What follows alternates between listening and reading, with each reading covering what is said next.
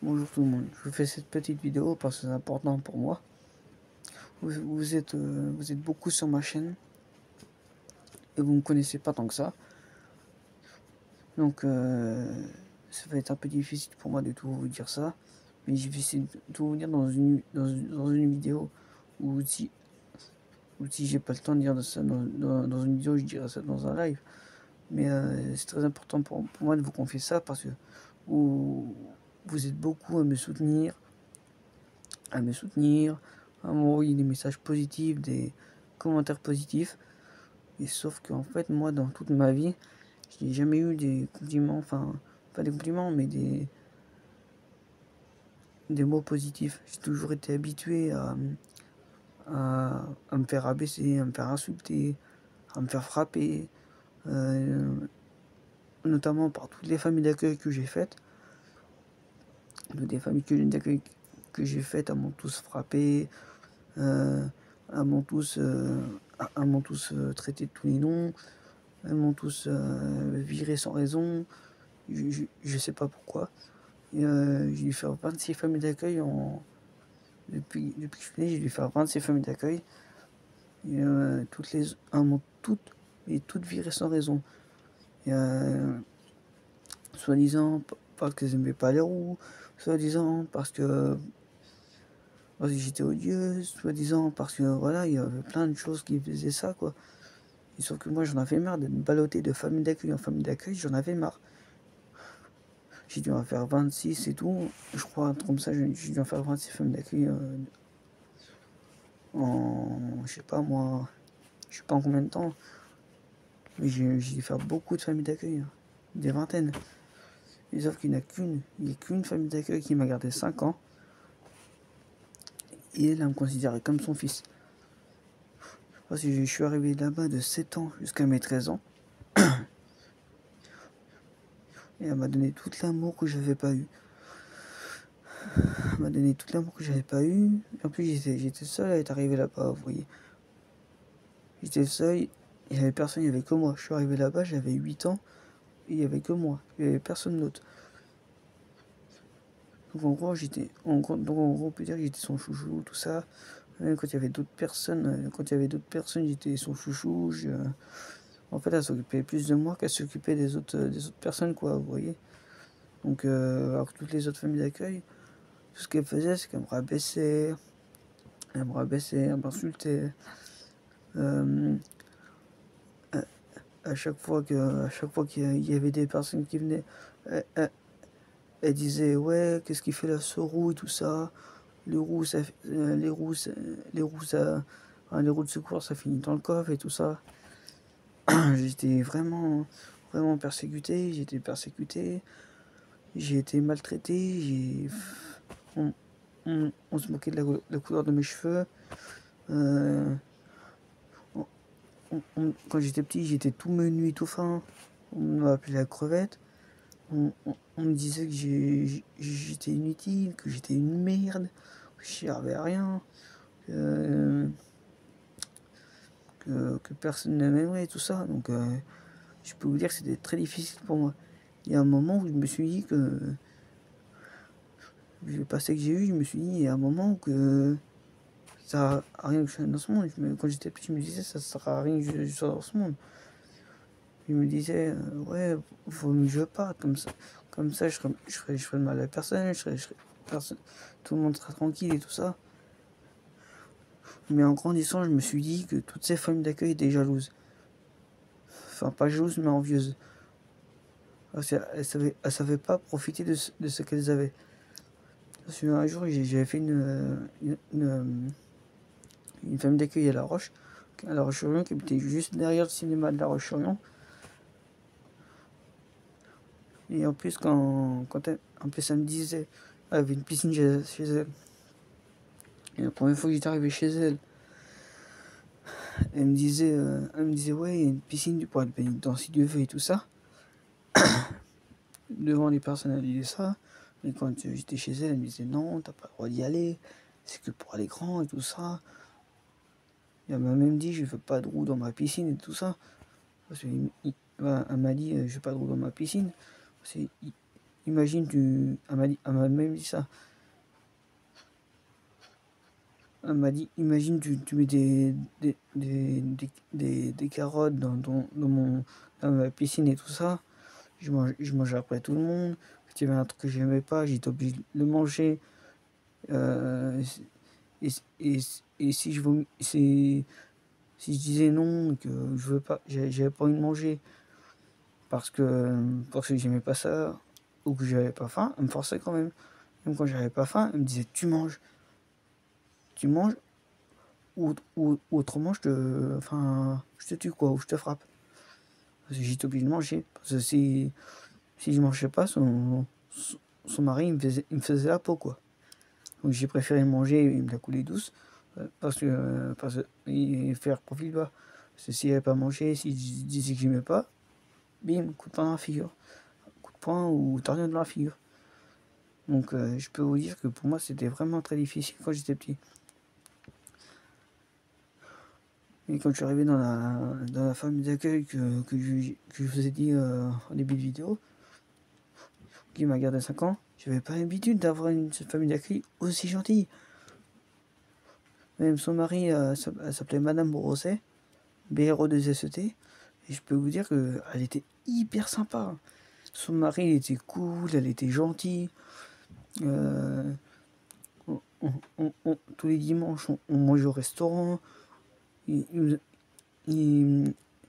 souvent, même des fois, le matin, on pouvait se lever plus tard.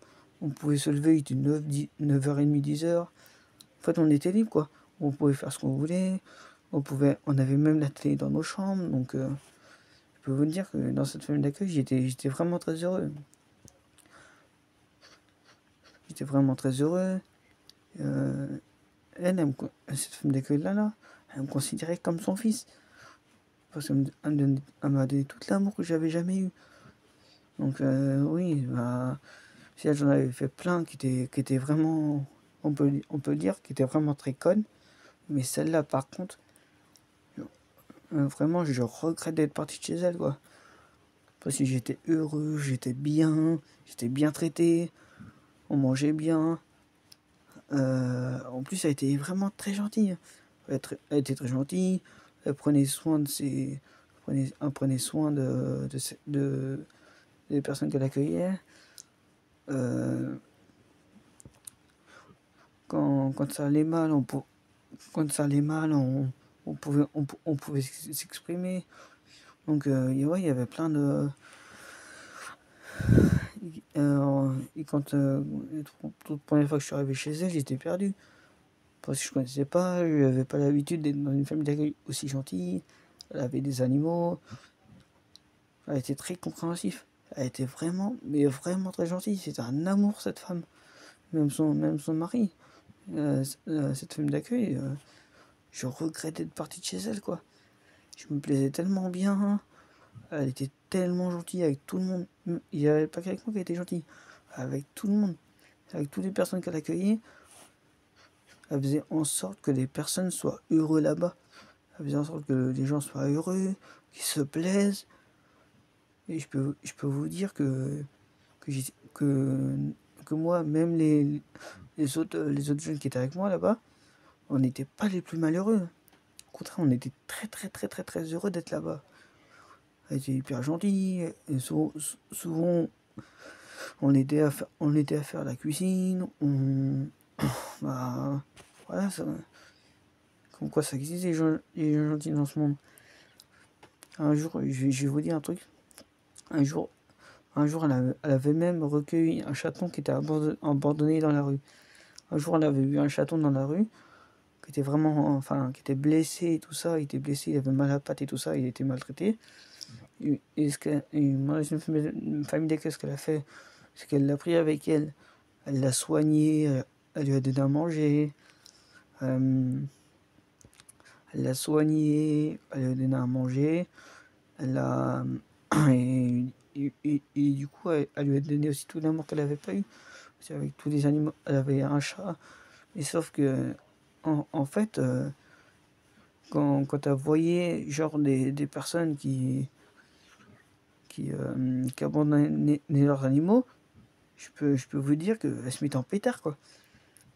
Parce que ce soit un chat ou un chien ou n'importe quel animal, tu l'abandonnes pas, quoi. Un animal, c'est... faut s'en occuper, oui. Mais si les personnes, ils achètent des animaux petits et qui les abandonnent, moi, clairement, vraiment, je trouve ça pas... je trouve que ça se fait pas, quoi. Un animal, c'est un être vivant. Ça a besoin qu'on s'occupe de lui, donc... moi, j'ai horreur que les personnes abandonnent leurs animaux, tout ça, dans la rue, ou qu'ils les maltraitent. Surtout, moi, ce qui m'énerve le plus, c'est que les gens, ils abandonnent leurs chiens, et surtout leurs chiens et leurs chats, même leurs chats. Mais je trouve que les chats, vous me dites si vous êtes d'accord avec moi dans les commentaires, mais les chats, c'est les animaux les plus mignons de la Terre. C'est tout mignon comme tout. Il y a des couillons qui abandonnent leurs animaux, qui les maltraitent et tout ça. Moi, je vous dis clairement, je peux pas. Par exemple, chez mes parents, on a un chien. Mon père, lui avec son chien, avec le chien, il l'a bien éduqué. Mon père, c'est pas du genre à frapper les animaux, quoi. Il aime tellement mon chien, il le dit pas, mais il le montre. Il aime tellement mon chien que il serait capable de lui faire quoi que ce soit. Mais même si des fois, avec mon père ou ma mère, c'est un peu chaud, j'ai quand même de la chance d'avoir mes parents. C'est toujours bien d'avoir ses parents près de soi. Il y a des personnes que je connais, il y a même des personnes dans la vie qui ont plus leurs parents, et je peux vous dire que ça fait mal. Moi, j'ai encore mes parents, j'ai encore la chance d'avoir mes parents. Tant qu'on peut avoir ses parents près de soi, voilà. Moi, un jour, si je perds mes parents, je vous dis clairement, je me transforme en monstre. Si je serais perdu sans mes parents. Il y a rien de plus cher que la famille. Il y a rien de mieux que sa famille. Parce que moi, certes, si des fois mes parents ça se passe mal et que ça part en conflit, mais ça reste mes parents. Je les aime quand même. Je les aime, c'est mes parents. Et je ferai tout pour les garder.